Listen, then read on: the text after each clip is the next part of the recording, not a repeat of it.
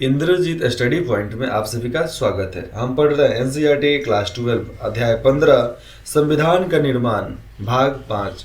अभी हम पढ़ रहे थे अधिकारों का निर्धारण करना, मतलब कौन से अधिकारों की जरूरत कब है उस और किसके लिए है, क्या सही है क्या गलत है, उसके बारे में ये लोग अभी बात कर रहे थे। तो उसमें ही है 3.2 केवल इस प्रस्ताव से काम चलने वाला नहीं है। मतलब क्या चीज, उद्देश्य। चलिए यहाँ पर समय की बर्बादी को छोड़कर आगे अपना पढ़ाई चालू करते हैं। तो उद्देश्य प्रस्ताव का स्वागत करते हुए किसान आंदोलन के नेता, कौन से? किसान आंदोलन के नेता और समाजवादी विचारों वाले एनजी रंगा ने आह्वान किया कि अल्पसंख्यक शब्द की व्याख्या, मतलब जो अल्पसंख्यक हैं, इस शब्द की व्याख्या आर्थिक स्तर पर की जानी चाहिए। आर्थिक स्तर मतलब जो भैया हमारे देश की आर्थिक स्तर है उस पर भी तो करना चाहिए ना। रंगा की नज़र में असली अल्पसंख्यक गरीब और दबे कुचले लोग थे, लेकिन ये नहीं, ये आर्थिक स्तर की बात नहीं चल रही है। उस समय अल्पसंख्यक मतलब सामूहिक रूप से अल्पसंख्यक जो है उसको अल्पसंख्यक माना गया, और गरीबी रेखा के नीचे है जो दबे कुचले हैं इनको तो माना ही गया, लेकिन ये गरीबी रेखा से नीचे और कुचले वाले में दलित और जनजातीय में आ गए ये लोग। तो यहाँ पर रंगा की नज़र में असली अल्पसंख्यक गरीब और दबे कुचले लोग, गरीब मतलब जिसके पास पैसा नहीं है, जिसको लोग गुलाम बना कर रख ले हैं। उन्होंने इस बात का स्वागत किया कि संविधान में प्रत्येक व्यक्ति को कानूनी अधिकार दिए जा रहे हैं, मगर उन्होंने इसकी सीमाओं को भी चिन्हित किया। अधिकार तो ठीक है, लेकिन कितना अधिकार मिल रहा है ये तो किसी को पता नहीं था। तो उनके सीमाओं को भी यहाँ पर चिन्हित किया गया, बताया गया। उन्होंने कहा कि जब तक संविधान सम्मत अधिकारों को लागू करने का प्रभावी इंतजाम नहीं किया जाएगा, तब तक गरीबों के लिए इस बात का कोई मतलब नहीं है। मतलब संविधान को पूरा अधिकारों से लागू जब तक नहीं किया जाएगा, गरीबों के लिए इस बात का कोई मतलब नहीं रह जाएगा। आने वाले 2014 के बाद से जो हाईटेक टेक्नोलॉजी बढ़ा, सोशल मीडिया का ज़माना इतना बढ़ा कि आज हर लोगों के पास मोबाइल है, हर लोगों के पास इंटरनेट है, हर लोग अपने अधिकारों के बारे में जान चुके हैं। क्या कि टीवी के माध्यम से, रेडियो के माध्यम से, मोबाइल के माध्यम से, जिसको मन जहाँ से सीख ही रहा है। पहले तो ये साधन था नहीं, हर लोग किताब खरीदने की औकात रखता नहीं था। आज भी कानून का किताब कितने लोगों के पास है? ये कानूनी काम जो करते हैं उनको छोड़ा कर बाकी किनके पास है? किसी के पास नहीं मिलता है। अरे शौक एक दो खरीद लिया तो खरीद लिया, नहीं तो आपको कहीं नहीं मिलने वाला है। आगे देखते हैं कि अब उनके पास जीने का संपूर्ण, यहाँ पर पूर्ण ही है केवल, तो पूर्ण रोजगार का अधिकार आ गया है। मतलब पूरा यहाँ से समझ आते हैं आपको। तो संविधान सम्मत अधिकारों को लागू करने का प्रभावी इंतजाम नहीं किया जाएगा, तब तक गरीबों के लिए इस बात का कोई मतलब नहीं है कि अब उनके पास जीने का और पूर्ण रोजगार का अधिकार आ गया है। इन लोगों को कोई फर्क नहीं पड़ता है। अरे मालूम नहीं चलेगा तो किसी को अधिकार कैसे मालूम? अब वे सभा कर सकते हैं, अब गरीब लोग सभा कर सकते हैं, सम्मेलन कर सकते हैं, संगठन बना सकते हैं, और उनके पास अन्य नागरिक स्वतंत्रताएं भी है। तो भैया हम अब नागरिक स्वतंत्रता हमारे पास भी है, पुलिस वगैरह आकर कुछ नहीं उखाड़ सकते उन लोगों का। यह जरूरी था कि ऐसी परिस्थितियां बनाई जाए, ये उस समय ये जरूरी था कि ऐसी परिस्थितियां बनाई जाए जहां संविधान द्वारा दिए गए अधिकारों का जनमत प्रभावी ढंग से प्रयोग कर सके। मतलब जो भी प्रावधान किया जाए लोग उसका बढ़िया तरीके से इस्तेमाल कर सके, इस बात का भी वहां पर सवाल था। कैसे क्या किया जा सकता है? रंगा ने कहा कि उन्हें सहारों की जरूरत है। मतलब जो गरीब दबे कुचले लोग हैं उनको सहारे की जरूरत है। उन्हें एक सीढ़ी चाहिए चढ़ने के लिए, मतलब उस रेखा से बाहर निकलने के लिए, गरीबी रेखा से, दबे कुचले लोग जिसके अंदर में है उस वहां से बाहर निकलने के लिए। बाद में पढ़े लिखे सब रजवाड़े लोग वहाँ पर गए, राजा महाराजा के खानदान का कोई किया, पुलिस का नौकरी किया, तो वो सब तो बढ़िया से निकाला भी। अब राजकुमार का बहुत सारा फिल्म देखे होंगे, नहीं देखे हो तो आप सर्च कर लेना राजकुमार का मूवीज। उसमें आप देखना वो बोलता है क्या, राजकुमार, तुम्हारे जैसे जमींदार हमारे हवेली पे आकर, कोठी पे आकर सलामी ठोकते हैं सुबह सुबह, और तुम मुझे जमीन का शौक दिखाते हो। मतलब वो अपना पूरा सारा कारोबार छोड़कर, जितना अपना राजपाट था वो छोड़कर तब आया था, तब ना बोला। तो ऐसे ऐसे लोग हुआ करते थे, ऐसा नहीं है कि नहीं हुआ करते थे। कुछ लोग शौकिया नौकरी करते थे। आप एग्जाम्पल में एक और देते हैं, गब्बर सिंह में जो पुलिस अफसर था वो उसका भी ले लेते हैं। अब इतना हुआ ही था, उसके बाद देखो संसद में किस प्रकार का बात यहाँ पर चलता है। जी नहीं, असली अल्पसंख्यक इस देश की जनता है। यहाँ पर अब तो बाजी ही पलट जा रही है। मतलब असली अल्पसंख्यक कौन है? इस देश की जनता। कैसे बोलता कौन है? तो नेहरू जी बोलते हैं। तो जवाहरलाल नेहरू द्वारा प्रस्तुत किए गए उद्देश्य प्रस्ताव का स्वागत करते हुए एनजी रंगा ने कहा, अच्छा, एनजी रंगा ने जो भाषण दिया था उस समय संविधान सभा में, वो यहाँ पर आपको सुनाया जा रहा है। महोदय, अल्पसंख्यकों के बारे में बहुत बातें हो रही है कि अल्पसंख्यक कौन है, कौन है, कौन है, कौन है। असली अल्पसंख्यक कौन है? तथाकथित पाकिस्तानी प्रांतों में रहने वाले हिंदू हैं, सिख हैं, और यहाँ तक मुसलमान भी अल्पसंख्यक नहीं हैं। मतलब तथाकथित देखा जाए तो पाकिस्तानी प्रांतीय में रहने वाले, पाकिस्तान में रहने वाले हिंदू, सिख और यहाँ तक मुसलमान भी अल्पसंख्यक नहीं है। जी नहीं, असली अल्पसंख्यक तो इस देश की जनता है। यह जनता इतनी दबी कुचली है और इतनी उत्पीड़ित है कि अभी तक साधारण नागरिक के अधिकारों का लाभ भी नहीं उठा पा रही है। स्थिति क्या है? ये बातें वहां पर करते हैं। आप आदिवासी इलाकों में जाइए और उनके अपने कानों, उनके जनजातीय कानूनों, उनकी जमीनों को उनसे नहीं छीना जा सकता है। लेकिन हमारे व्यापारी वहां जाते हैं और तथाकथित मुक्त व्यापार के नाम पर उनकी जमीन छीन लेते हैं। भले ही जमीन की हम बात कर लेंगे तो कानून जमीन की इस बेदखली के खिलाफ हो। व्यापारी इन आदिवासियों को तरह तरह के बंधनों में जकड़कर गुलाम बना लेते हैं और पीढ़ी दर पीढ़ी उनको दास्ता के नर्क में ढकेल देते हैं, गुलाम बना लेते हैं। आइए अब आम गांव वालों को देख लेते हैं। वहां सुदखोर पैसा लेकर जाता है और गांव वालों को अपनी जेब में डाल लेता है। ठीक है, वहां जमींदार है और मालगुजार व अन्य लोग हैं जो इन गरीब देहातियों का शोषण करते हैं। इन लोगों ने मूलभूत शिक्षा तक नहीं है, मतलब उन लोगों में एक मूलभूत शिक्षा, बेसिक नॉलेज जो होता है वो भी नहीं है। ये जरूरी है। असली अल्पसंख्यक यही लोग हैं जिन्हें सुरक्षा और सुरक्षा का आश्वासन मिलना चाहिए। उन्हें आवश्यक सुरक्षा प्रदान करने के लिए केवल इस प्रस्ताव से काम चलने वाला नहीं था। हमें पूरा बढ़िया तरीके से कुछ ना कुछ नया लागू करना ही पड़ेगा। संविधान सभा बहस खंड 2 में इसका जिक्र होता है। अब जिस दिन मैं इसको डाउनलोड करता हूं तब बताऊंगा इसके आगे क्या क्या बातें थी। रंगा ने आम जनता और संविधान सभा में उनके प्रतिनिधित्व का दावा करने वालों के बीच मौजूद विशाल खाई की ओर भी ध्यान आकर्षित कराया कि भैया इधर भी देखो, इधर भी खाई है। अल्पसंख्यक केवल तुम्हारा मुसलमान नहीं है, अल्पसंख्यक इस देश की जनता भी है। तो इधर अपने देश में देख लो, तब जाकर दूसरे के देश में झांकना। आगे देखिए, हम इसका प्रतिनिधित्व कर रहे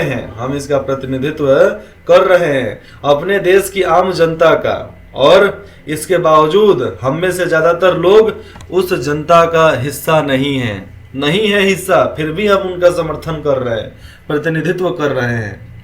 हम उनके हैं, उनके लिए काम करना चाहते हैं, लेकिन जनता खुद संविधान सभा तक नहीं पहुंच पा रही है। इसमें कुछ समय लग रहा है, कुछ समय लग सकता है। तब तक हमें यहाँ उनके ट्रस्टी हैं, हम लोग क्या है उनके ट्रस्टी हैं, हम लोग उनको चलाना है, हम लोग को उनको बाहर निकालना है, उनके हिमायती हैं, मतलब उनके दुख दर्द का बांटने वाले हैं हम लोग, और उनके पक्ष में आवाज उठाने का भरसक प्रयास कर रहे हैं कि भैया हम लोग अपने दलित का, आदिवासियों का, हम लोग जनजातियों का, पिछड़ों का, अति पिछड़ों का बात उठाया जाए। हम खुद पिछड़ा वर्ग से आते हैं, तो पिछड़ा वर्ग की बातें उठाने वाला कौन था? कोई नहीं था। दिल्ली में क्या हो रहा है हम लोगों को कैसे मालूम चलता था? कुछ मालूम नहीं चलता था। टेलीफोन नहीं, क्या बोलते उसको, रेडियो। तो रेडियो पर प्रसारण आता था तो वही सुनने को मिलता था, बाकी कहाँ, कुछ नहीं था। तुम मरो कटो, तुम्हारा खबर कौन लेने वाला था? कोई नहीं लेने वाला था। यहाँ के विधायक, सांसद, MP सब के सब भ्रष्ट, सब के सब। आप बोलोगे अब रोड के सामने काट देगा सब, कोई कुछ नहीं कर पाएगा। कोर्ट कचहरी थाना ये सब की औकात ही नहीं थी कि कुछ बोल पा रहे। जज बोलेंगे कल कटा जाएंगे, SP बोलेगा कल वो खत्म, उन पर अंधाधुंध AK-47 से फायरिंग चालू हो जाएगा।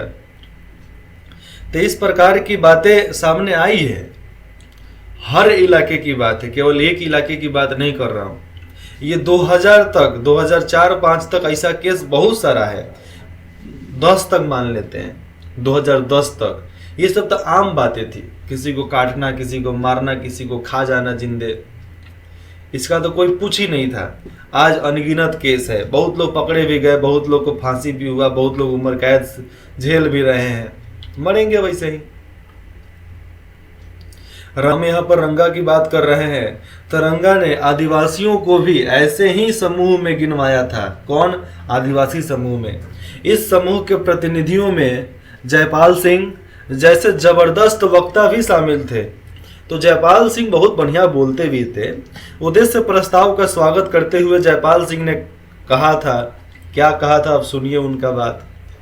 एक आदिवासी होने के नाते, अच्छा शायद आदिवासी ही थे वो भी, तो एक आदिवासी होने के नाते मुझसे यह उम्मीद नहीं की जाती कि मैं इस प्रस्ताव की पेचीदगियों को समझता हूँगा कि नहीं समझता हूँगा, लेकिन मेरा सहज विवेक कहता है, मतलब मेरा दिमाग, मेरा विचार कहता है कि हम में से हर एक व्यक्ति को मुक्ति के उस मार्ग पर चलना चाहिए और मिलकर लड़ना चाहिए। महोदय, अगर भारतीय जनता में ऐसा कोई समूह है, अगर भारतीय जनता में ऐसा कोई समूह है जिसके साथ सही व्यवहार नहीं किया गया है, तो वह मेरा समूह है। मेरे साथ कभी भी अच्छा व्यवहार नहीं हुआ है। मेरे लोगों को पिछले 6000 सालों से, मेरे लोगों को पिछले 6000 सालों से अपमानित किया जा रहा है,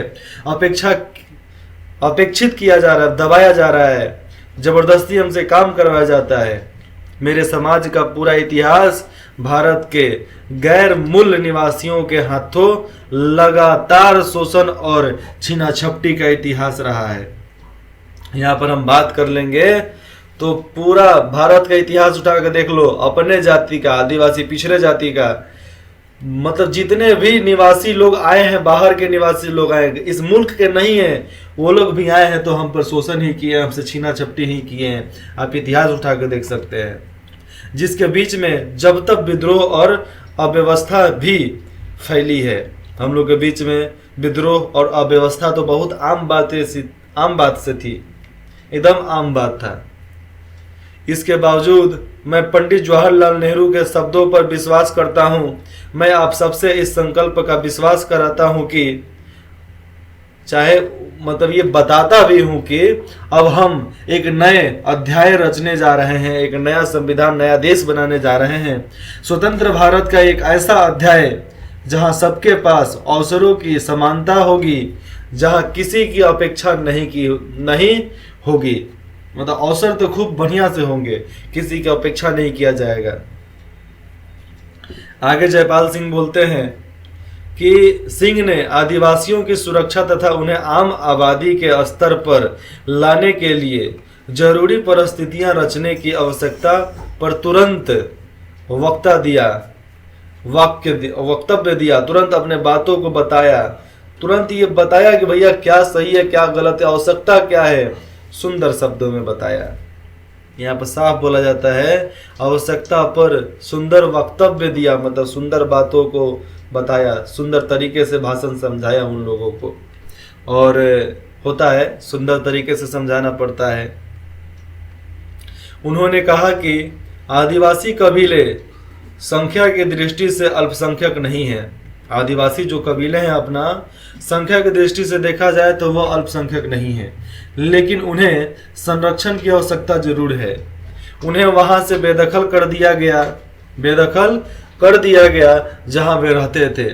उन्हें अनेक जंगलों और चरागाहों से वंचित कर दिया गया, जिन्हें नए घरों की तलाश में भागने के लिए मजबूर कर दिया गया। उन हमारे समुदायों को जंगल जाने के लिए मना कर दिया गया। नए तरीके पर हम नया हर मौसम में खोज निकालते थे, वहां पर जाने के लिए मना कर दिया गया। हम आगे बात कर लेंगे। तो उन्हें आदिम और पिछड़ा, मतलब आदि मानव चाहे आदिवासी, पिछड़ा मानते हुए शेष समाज जो होता है, बाकी समाज, उन्हें हिकारता की नज़र से देखता है। मतलब घिन नहीं पड़ता है, उस नज़र से लोग देखते थे आदिवासियों को। जयपाल सिंह ने आदिवासियों और शेष समाज के बीच मौजूद भावनात्मक और भौतिक फासले को खत्म करने के लिए बड़ा जज्बाती बयान दिया था कि भैया कैसे खत्म किया जा सकता है। और जज्बाती बयान क्या था? हमारा कहना है कि आपको हमारे साथ घुलना मिलना चाहिए, हम आपके साथ मेलजोल चाहते हैं। जयपाल सिंह पृथक निर्वाचिका के हक में नहीं थे, लेकिन उनको भी यह लगता था कि विधायिका में आदिवासियों को प्रतिनिधित्व प्रदान करने के लिए सीटों के आरक्षण की व्यवस्था जरूरी है। उन्होंने कहा कि इस तरह औरों को आदिवासियों की आवाज सुनने और उनके पास आने के लिए मजबूर किया जा सकता है। मतलब समझना, मैं फिर से इस लाइन को बताता हूं कि जयपाल सिंह पृथक निर्वाचिका के हक में नहीं थे, लेकिन उनको भी यह लगता था कि विधायिका में आदिवासियों को प्रतिनिधित्व प्रदान करने के लिए सीटों के आरक्षण की जरूरत थी। इस आरक्षण का नाम ही है निर्वाचिका, पृथक निर्वाचिका। उन्होंने कहा कि इस तरह औरों को आदिवासियों की आवाज सुनने और उनके पास आने के लिए मजबूर किया जा सकता है। जब हम विधायिका में निर्वाचिका देंगे, तब विधायिका में भी है पृथक निर्वाचिका, आज लोकसभा चुनाव में भी है ये निर्वाचिका का व्यवस्था। कहीं कहीं है, हर जगह पर नहीं है, कुछ स्टेट में है। अगला हम पढ़ते हैं 3.3। हमें हजारों साल तक दबाया गया है। हमारे समुदायों को हजारों साल तक दबाया गया है। हम लोग किसान परिवार से आने वाले हैं, हम खुद किसान परिवार से आने वाले हैं। किसान को मानता कौन था यार? राजा महाराजा मानते कौन थे? उस समय खेती बाड़ी तो हुआ करती थी, बहुत बढ़िया से खेती बाड़ी हुआ करती थी, लेकिन खेती बाड़ी होने के बाद अनाज बचता कहाँ था? कितना भी कोशिश करो, खटो, मेहनत करो, लेकिन बचता क्या था? फिर भी तो हमें नदी से मछली मार कर खाना पड़ता था। फिर भी हम चिड़ै पक्षी को मार कर खाते थे, मुर्गा खाते थे, खौसी खाते थे, बकरा खाते थे। आज है तो हम छोड़ रहे हैं धीरे धीरे। जिस समुदाय से हम निकल कर आए हैं, जिस जड़ से निकल कर आए हैं, उस जड़ को हम बदल सकते हैं क्या? चाहते हैं बदल जाने को, लेकिन बदलना इतना आसान भी नहीं है। जिस किसान परिवार से, जिस इलाके से हम आते हैं, नदी का किनारा है वो, जहाँ पे शुरुआती दौर में खाने के लिए नहीं होता था। मकई का भात, गेहूं का भात लोग खाते थे, मड़ुआ का रोटी खाते थे, वो भी सुबह खाएंगे तो शाम को नसीब होगा कि नहीं होगा, ये सब सोचने की बात थी। अनाज तो बढ़िया से होता था, लेकिन अनाज टिकता कहाँ था भैया? पूरा बढ़िया बड़ा सा परिवार में अनाज टिकता कहाँ से था? सब कुछ होने के बाद भी बगल में नदी था, वहां से मछली मारकर खाना पड़ता था। सुबेरे शाम दोपहर मछली चलता था। चावल रोटी दाल तो छोड़ दिया जाए, केवल मछली लाओ, पकाओ, खाओ, बनाओ, खाओ, काम खत्म। आग में डालो, फ्राई कर लो। फ्राई कौन चीज? आग में डालो, पक जाएगा, खा लो। चिड़ई मारकर उसको पकाकर खा लो, एकदम मर्चा वर्चा हूड़ कर उसमें। और भी बताते हैं आपको, बतख, कछुआ, कबूतर, ये सब, मुर्गा, बकरी, खौसी, ये सब लोग खाते थे। क्यों खाते थे भैया? पेट भरने के लिए खाते थे। इसलिए खाते थे कि आज खा लेंगे तो 3 दिन नहीं भी खाएंगे तो चलेगा। लेकिन ये सब कौन बताता है? कोई नहीं बोलना चाहता है। आज के जमाने में ऐसा बात कौन बोल नहीं सकता है। भले अंधविश्वास फैलाने वाले हजारों लाखों लोग हो सकते हैं, लेकिन जो जरूरत की बात थी, जो उस समय की बात थी, आप नहीं समझ सकते। अभी आप एनसीईआरटी की किताब में, क्लास 12 के हिंदी की किताब में आप जूठन चैप्टर पढ़ना, जूठन चैप्टर पढ़ने के बाद आप एक आना छोड़ दो अपने थाली में तो मैं बोल दूं। लेकिन जो लोग, जो बच्चे जो खुद कुछ नहीं कर सकते ना, वो अभी भी वैसे ही करेंगे जैसा करना चाहते हैं।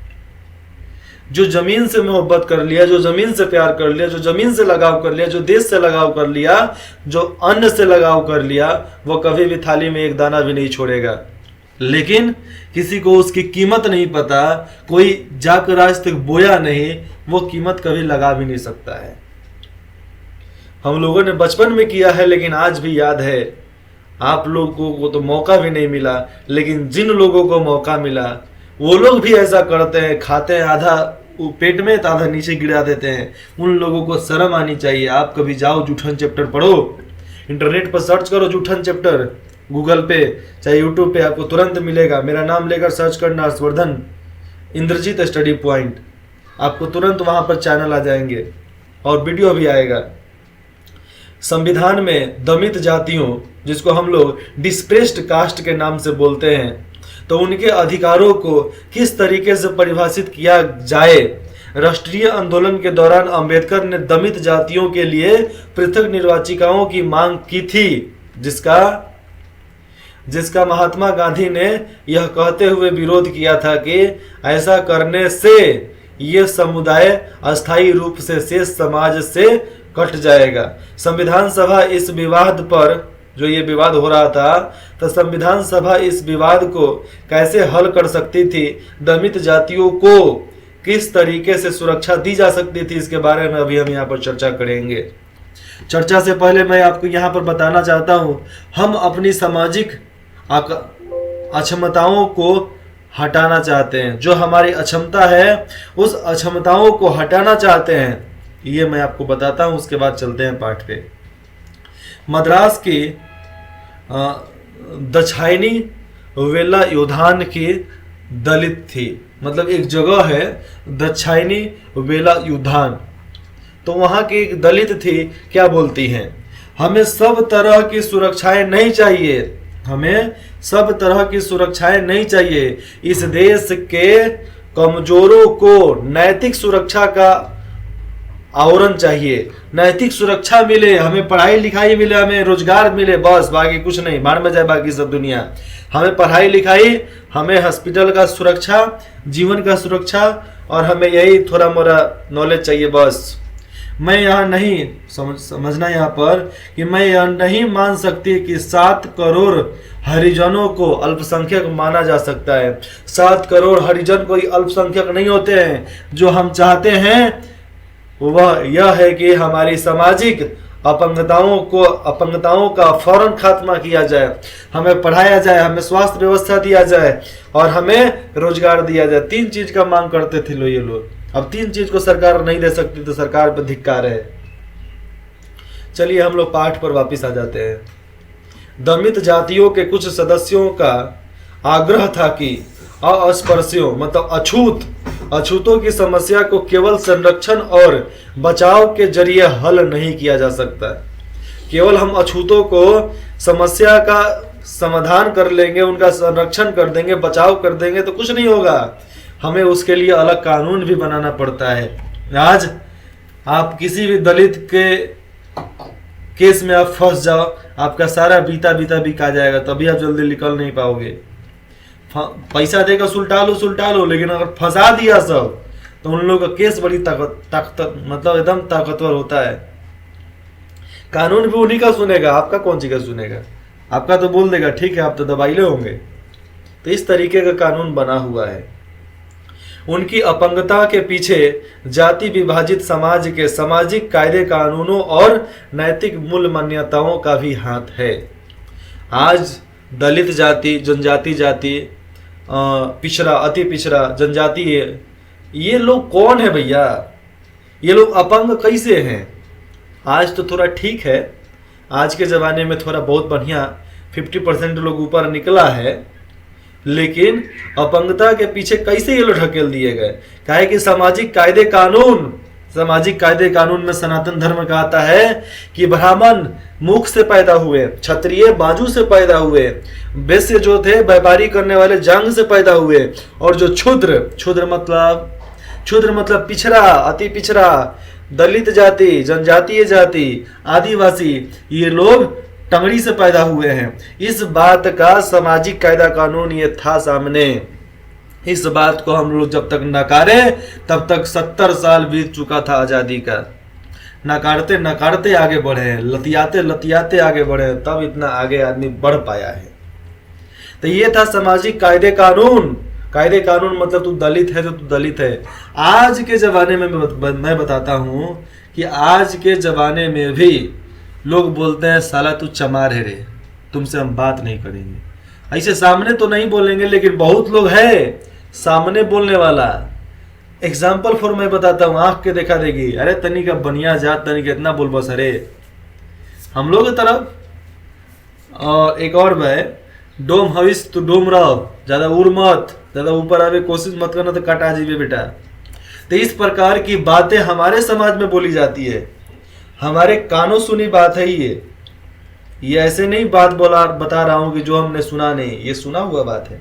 लेकिन हम क्या कर सकते हैं? जब तक वो खुद नहीं जागेंगे, जब खुद नहीं उठेंगे, तब तक दूसरा कोई कुछ नहीं कर सकता है। तो अभी अति पिछड़ा और पिछड़ा दो जाति समूह ऊपर उठ चुका है। अब जातीय, जनजातीय और दलितों को ऊपर उठना है, और उनको ऊपर उठने के लिए शिक्षा को महत्व देना पड़ेगा। शिक्षा देगा कौन? सरकार चाहती ही नहीं है कि आप ऊपर उठो, तो आप कुछ नहीं कर सकते। आप खाली वही काम कर सकते हो, सब्जी बेचो, मछली बेचो, बस। आम भाषा में बोला जाए तो लोग पढ़ाते भी कहाँ है अपने बाल बच्चों को? नहीं पढ़ाते हैं, आगे पढ़ाना ही नहीं चाहते। अरे कौन जरूरी है प्राइवेट स्कूल में पढ़ाओ, सरकारी स्कूल का मास्टर वो तो चौपट है सब, वो क्या पढ़ाएगा? आगे देखते हैं यहाँ पर। लेकिन ऑनलाइन मीडिया है, ऑनलाइन मीडिया से पढ़ने के लिए प्रोत्साहित किया जाए। नैतिक मूल्य मान्यताओं का हाथ है भैया, उनको पढ़ा लिखा दिया जाएगा, सब ठीक है। समाज ने उनकी सेवाओं और श्रम का इस्तेमाल किया है, परंतु उन्हें सामाजिक तौर पर खुद से दूर रखा है। मतलब डोम, चमार, धोबी, ये आपका कपड़ा प्रेस करके देंगे, आप पहनेंगे, आप चप्पल बना के देंगे, आप पहनेंगे, आपका सब पैखाना साफ करेंगे, आपको कोई दिक्कत नहीं है। उस समय अछूत नहीं होता है। यही नीचे वाले जाति वाले आपका खाना बना के देंगे, खा लोगे, लेकिन अछूत छुआएंगे नहीं। अरे भैया आपके पेट में घुस गया, आप छुआने की बात कर रहे हैं। चलिए आगे देखते हैं। अन्य जातियों के लोग उनके साथ घुलने मिलने से कतराते हैं और उनके साथ खाना नहीं खाते हैं। आज के भी जमाने में अगर दलित कहीं बैठ गया तो वहां पर वीआईपी कास्ट वाले जितने हैं उठ जाते हैं। नए जात वाले, नए युवा नहीं, नया प्रकार का जो अभी सोसाइटी चल रही है उसमें नहीं, लेकिन पुराने लोग जो हैं उठ जाते हैं, नहीं खाते हैं। नहीं खाएंगे तो साला खा ले, हम बाद में खाएंगे। तो इस प्रकार का भाषा बोलकर वहां से उठ जाते हैं। मंदिरों में नहीं जाने दिया जाता था, और ऐसी व्यवस्था, तुम दलित हो, तुम कमजोर जाति को अछूत हो, तुम साले मंदिर में नहीं जा सकते, ऐसे बातों का, अभद्र बातों का इस्तेमाल किया जाता था। मद्रास के सदस्य जे नगप्पा ने, कहाँ पे? चेन्नई के सदस्य जे नगप्पा ने कहा था, हम सदा कष्ट उठाते रहे हैं, शुरुआत से कष्ट उठाते रहे हैं, पर अब और कष्ट उठाने को तैयार नहीं है। हमें अपनी जिम्मेदारियों का एहसास हो गया है। हमें मालूम है कि अपनी बात कैसे मनवानी है, हम मनवा कर दिखाएंगे। नगप्पा ने कहा कि संख्या की दृष्टि से हरिजन जो है अल्पसंख्यक नहीं है। आबादी में उनका हिस्सा 20 से 25% है। उनकी पीड़ा का कारण यह है कि उन्हें बाकायदा समाज और राजनीति के हाशिए पर रखा गया है। उसका कारण ये उनकी संख्याकी महत्व, उनकी जो कारण थी, कारण क्या था? संख्यात्मक महत्वहीनता नहीं है कि हमारे पास संख्या में इतने लोग नहीं है, नहीं, उनके पास न तो शिक्षा पहुंच पाई, ना ही उनके पास शासन में हिस्सेदारी थी। यही दो कारण था कि वो लोग आगे नहीं बढ़ पाए। स्वर्ण, यहां पर समझना, स्वर्ण बहुमत वाली संविधान सभा, मतलब ये जो संविधान सभा है, संविधान सभा को संबोधित करते हुए मध्य प्रांत के श्री केजी खंडेलकर ने कहा था। क्या कहा था? मध्य प्रदेश के श्री केजी खंडेलकर ने कहा, उनके बातों को यहाँ पर बताया गया है कि हमें हजारों साल तक दबाया गया है। कितना? हजारों साल तक दबाया गया है। फिर बोलते हैं दबाया गया है, इस हद तक दबाया गया है कि हमारे दिमाग, हमारी देह काम नहीं करती, और अब हमारा हृदय भी भावशून्य हो चुका है। ना देह काम कर रहा, दिमाग काम कर रहा, अब तो दिल भी बैठ गया है। न ही हम आगे बढ़ने के लायक रह गए हैं। यही हमारी स्थिति है। देखो उस समय के जमाने के लोग क्या बोलते थे, दिल बैठ गया है कि हमें दबाया गया है। आज लोगों का दिल बैठ जा रहा है कि ब्रेकअप हो जा रहा है। जमाना बदल रहा है भैया, मोहब्बत का जमाना है। पर जहां पर पढ़ना चाहिए वहां पर लोग लड़कियां लेकर भाग जा रहे हैं, लड़कियां लड़के लेकर भाग जा रही हैं। तो भैया देश का क्या करोगे तुम सब? कीड़ा मकोड़ा जैसा जिंदगी जीना है तो कीड़े मकोड़े जैसा जिंदगी जियोगे। कीड़े मकोड़े से बाहर निकलना है तो थोड़ा दिमाग लगाया करो। छोड़ दो, भाड़ में गया ये सब, क्या फर्क पड़ने वाला है। बंटवारे की हिंसा के बाद अंबेडकर तक ने पृथक निर्वाचिका की मांग छोड़ दी, क्योंकि भैया बंटवारा और नहीं चाहिए देश में। संविधान सभा ने अंततः यह सुझाव दिया था कि अस्पृश्यता का उन्मूलन किया जाएगा। अस्पृश्यता मतलब छुआछूत, अछूतों के लिए कुछ ना कुछ नया प्रावधान किया जाएगा। हिंदू मंदिरों को सभी जातियों के लिए खोल दिया जाएगा। आज मंदिरों में सब जाति जा सकते हैं और ऐसा हुआ भी है। और निचली जातियों को विधायिकाओं और सरकारी नौकरियों में आरक्षण दिया जाएगा, मिला भी है। बहुत सारे लोगों का मानना था कि इससे भी सारी समस्याएं हल नहीं हो पाएंगी। समाज, यहाँ पर आगे देखते हैं तो सामाजिक भेदभाव को केवल संवैधानिक कानून पारित करके खत्म नहीं किया जा सकता। सामाजिक भेदभाव को हम कानून में प्रावधान कर दिए, सोचेंगे खत्म हो जाएगा, हरगिज नहीं। समाज की सोच में बदलाव लाना होगा, समाज को जागरूक करना होगा, उनको जगाना होगा। परंतु लोकतांत्रिक जनता ने इन प्रावधानों का स्वागत किया। जितने भी लोकतंत्र में जनता आती है, सभी जनताओं ने इन सभी प्रावधानों का स्वागत किया और जन जन तक इसको फैलाया। लेकिन जो सत्ता के भूखी थे वो लोग नहीं फैलाए थे। हमने विशेष अधिकार कभी नहीं मांगे, हरिजन लोगों ने विशेष अधिकार कभी नहीं मांगा, बस शिक्षा और नौकरी मांगा। अब उसको आप नहीं दे सकते तो आपकी कमजोरी है ये। यहाँ पर लिखा जाता है कि बम्बई के हिंसा मेहता नाम है, तो बम्बई की हिंसा मेहता ने महिलाओं के लिए न्याय की मांग की, आरक्षित सीटों की नहीं। न्याय की मांग की थी, आरक्षित सीटों की नहीं, और ना ही पृथक चुनाव क्षेत्र की थी। केवल भैया न्याय की मांग की थी, हमारे लिए न्याय कर दो। तो हमने विशेष अधिकार कभी नहीं मांगे, हमने सामाजिक न्याय, आर्थिक न्याय और राजनीतिक न्याय की मांग की है। सामाजिक न्याय, आर्थिक न्याय, राजनीतिक न्याय, ये तीन चीज अगर मिलता ना तो लोग एकदम रॉकेट के रफ्तार से आगे बढ़ते। हमने से उस बराबरी की मांग की, जिसके बिना पारस्परिक आदर और समझ नहीं बन सकते। भैया हमको नैतिक जरूरत थी, आपने कानून व्यवस्था दे दिया। जिसके बिना पुरुष और महिला के बीच वास्तविक सहयोग संभव नहीं है, हमें वो चाहिए कि हमारे बिना कुछ नहीं हो। हम हैं तो हैं, हम हैं तो सब कुछ, हम नहीं तो नहीं। हमारे ना होने से फर्क पड़ना चाहिए इस देश में। इस प्रकार के प्रावधान ये लोग चाहते थे और सही भी है। आज नीचे जाति का जिसको बोला जाता है दलित आदिवासी, अगर ये नहीं होते तो अमीरों का पैखाना साफ कौन करता, बाथरूम साफ कौन करता। आज भी टाउन में अगर किसी को बाथरूम साफ करवाना होता है तो किसी ना किसी दलित और दमित जाति के लोगों को ही बुलवाते हैं बाथरूम साफ करने के लिए। खास करके ऐसे लोग जो बड़े कास्ट में आते हैं। हम एक राजपूत के घर में रहा करते थे, वो नाम का राजपूत था सब, केवल राजपूत दिल से होता है आदमी। जुनून से होता है, कर्म से होता है, लेकिन वो सब नाम का राजपूत था। नाम तो नहीं बताएंगे, लेकिन इतना बताते हैं कि बड़े ऊंचे कास्ट का, राजपूत कास्ट के थे लोग। वो लोग अपने से बाथरूम नहीं धो सकते थे, अपना बाथरूम तो अपने से भी नहीं धोते थे, उनका भी बाथरूम कोई और धोता था। और जिसमें किराए के लोग जाते थे, जहाँ पे किराए पर लोग रहते थे, वो लोग भी जाते थे जहाँ पे, उनका भी बाथरूम, ऐसे तो बात थी कि हम लोग को दे देते थे तो हम लोग भी धो लेते थे, भैया हम लोग अपने बाथरूम कर रहे हैं तो अपना काहे नहीं धो सकते, लेकिन उसको भी धुलवाया जाता था। आज भी शहर में ऐसी बात है, आज भी होटल का जितना भी स्टाफ है सब साफ कौन कर रहा है? अरे वो छोड़ो यार, आज ट्रेन में चले जाओ, आज लैट्रिन साफ करने के लिए भी आपको पढ़ना पड़ रहा है। आज ट्रेन का बाथरूम साफ करने के लिए ट्रेन में डिपार्टमेंट जो डी होता है, उसके लिए आपको पूर्ण प्रकांड पंडित बनकर जाना पड़ रहा है। शर्म आनी चाहिए भैया, शर्म आनी चाहिए। जो लोग फुकट में कर देते थे उसको आज पढ़ लिख कर करना पड़ रहा है।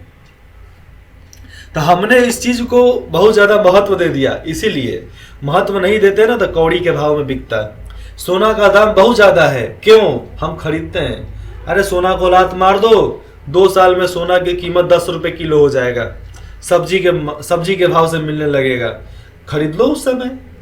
हाथ में गोड़ में जितना पहनना है पहनो, लद जाओ उसमें। इसके लिए हमें बलिदान देना पड़ेगा। राज्य की शक्तियां, इसमें हम क्या पढ़ेंगे? राज्य की शक्तियां। हमने केंद्र के बारे में पढ़ा, समाज के बारे में पढ़ा, संविधान के निर्माण के बारे में पढ़ा, उसके क्या प्रावधान थे उसके बारे में पढ़ा, और उसी में राज्य की क्या क्या शक्तियां होंगी इसके बारे में हम जानेंगे भाग 6 में। ठीक है, आपको जो भी डाउट है, संदेह है, कुछ पूछना चाहते हैं, बेझिझक हमें कमेंट मैसेज कर सकते हैं। इंद्रजीत स्टडी पॉइंट में जुड़ने के लिए आप सभी का बहुत बहुत धन्यवाद।